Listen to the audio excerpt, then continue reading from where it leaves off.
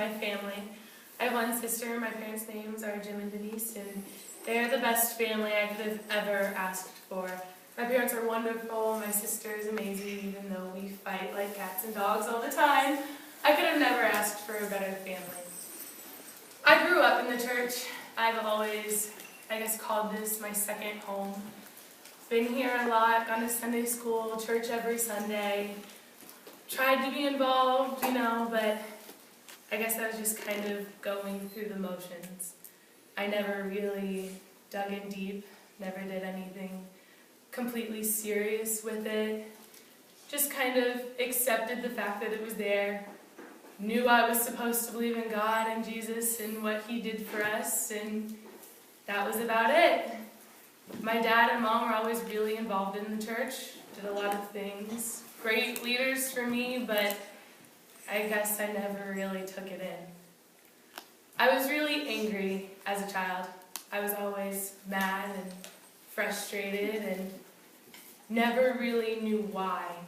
I had no reason to be angry. I had no reason to be upset. I just was. And I kept on this smile and this fake look in public, and then I'd get home and I would just be angry with my family. I'd take it out on them, I'd yell at them, I'd get in fights with my sister over the dumbest things, again and again, day after day.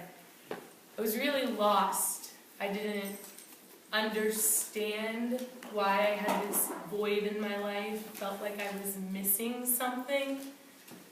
I never would have thought that I could have been anything to do with God or Jesus, because I had that all figured out as a 7th grader in junior high, had everything figured out, Not the case at all. This void stayed there up until my senior year in high school, which is the grade I'm in now. I went to youth events. I sat in youth group. I sat in church. I get fired up at youth events, have fun, feel happy for about a week, and it'd go away again. I never embraced it like I should have. In high school, I got mixed up in some things I shouldn't have got mixed up in. Did some things I'm not always proud of, and never really told anyone about it.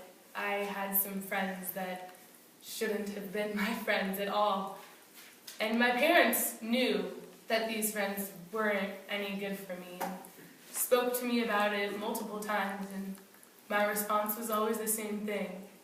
Jesus was friends with sinners, why can't I be? Valid argument.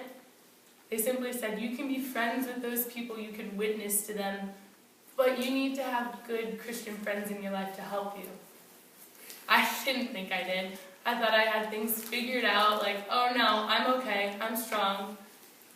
Not the case at all. These friends just kept bringing me down and pulling me into things I didn't want to be pulled into at all. I did things that I was raised never to do. Needless to say, eventually I just woke up one day and I was so sick of being angry all the time.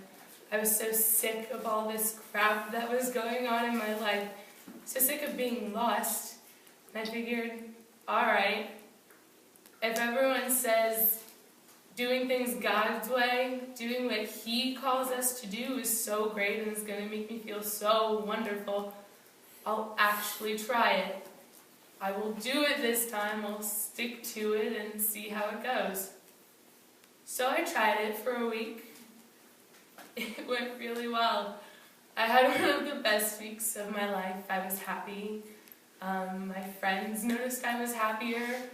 I enjoyed life. I woke up every morning, was a nicer person in general, and just cared. And didn't feel empty anymore. And it was great. And ever since then, I've just kind of been going along with it. I screw up every day, but I just keep praying that I keep doing what God wants me to do, and it's been working out really well.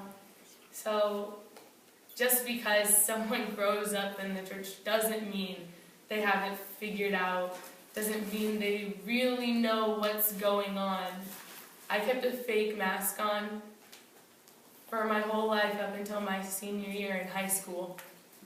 Until then, I just pretended to be this happy person, this person who knew what to do and was there for others, giving advice that was no good because it had nothing to do with God. None of my advice had any meaning to it. I never invited friends to church, ever. I sat in youth group and spaced off, came because I had to, went to Sunday school because I had to, church because I had to, didn't find it fun, got nothing out of it. Until you actually decide it's something you want to do and it's something you want a part of your life, it's going to do nothing for you. And as soon as you do, it's a great change. I know everyone says that, but it really is. You don't understand it till you do it firsthand, but you're happier, your life's better, you just all around feel excited and hopeful and like you have a meaning to your life. It's wonderful. And I got rid of those friends who did nothing for me in my life. I still talk to them, try to bring them to church, things like that. I actually brought a bunch of my friends to church a few times and was so happy and thankful that they all decided to give their life to Christ and got baptized, and was thankful that I got to be a part of that. So if you're ever worried about inviting someone to church, just don't be. Just do it. If they label you a Jesus freak or a prude, they don't know what they're talking about. They don't know what they're missing out on. It's not as bad. And some people are just begging you to ask them to church with you. Just begging on the inside because they feel that void. They know what it's like to feel empty and to be angry and have no meaning. So just do that and find some friends who are willing to encourage you in your faith.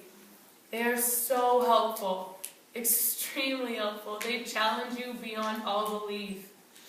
And that's a great thing. You might not always like it, but it definitely helps. So, I'm Erica Z, and I am second.